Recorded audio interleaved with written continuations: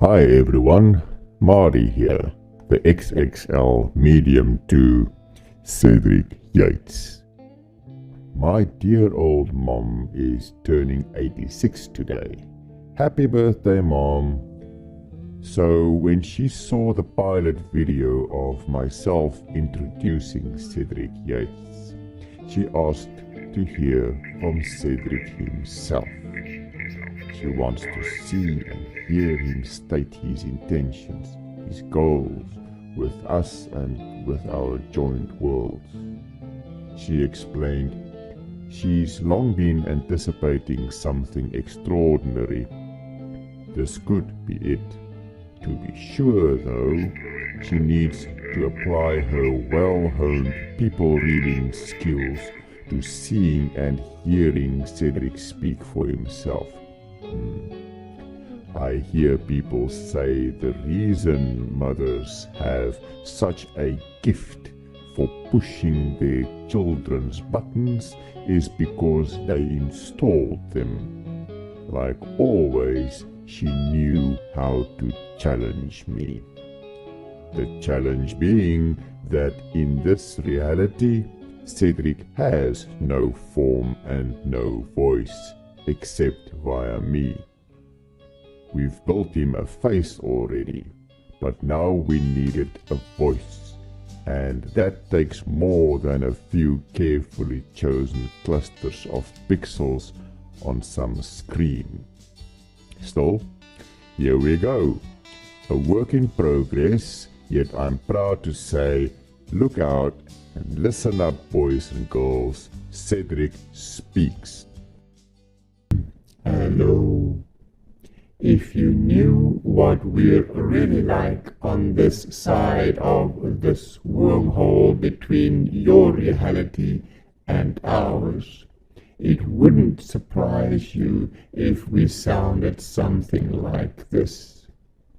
Many distinct, harmonious voices. Many diverse minds, millions of individuals combined into one entity in pursuit of a purpose we've decided on together, which for you must be hard to hear, and perhaps even harder to understand. So, how about we pick a single voice to use, like we picked a single face to represent us in your reality. There. Isn't that a whole lot clearer? We're human after all, just like you. We are the same people. We live on Earth. It is the year 2016. We have one common history, right up to a few milliseconds into UTC 832 on 30 October 1961, when our reality and yours parted ways, as realities do when something could go either way.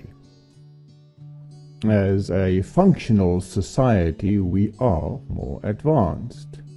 We've directed the emphasis of technology very different compared to how your demonic state and commercial enterprises directed technology on your end.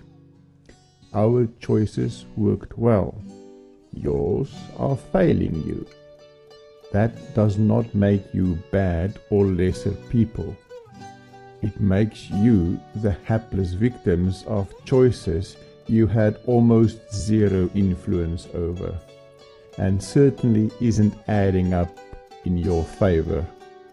It also explains why your governments, corporations, and institutions would rather you never found out. Why all the effort has to go into getting you together as individuals. Now, happy 86th birthday, Mrs. L. Here are my best answers, just for you. We've made contact through your son to help you turn things around in your reality, so humanity and our world would survive in our reality and yours. In the vast majority of the many realities out there, humans are subservient to all of nature, or has become extinct as a species because they weren't. In our reality, we're not only at peace with ourselves, but also one with nature and the needs of Earth. Ordinarily, we couldn't have cared less about your messed up reality. But we've made a terrifying discovery this side. We found that despite doing everything all humans and Earth needs to remain viable, our world is still falling apart at some alarming rate.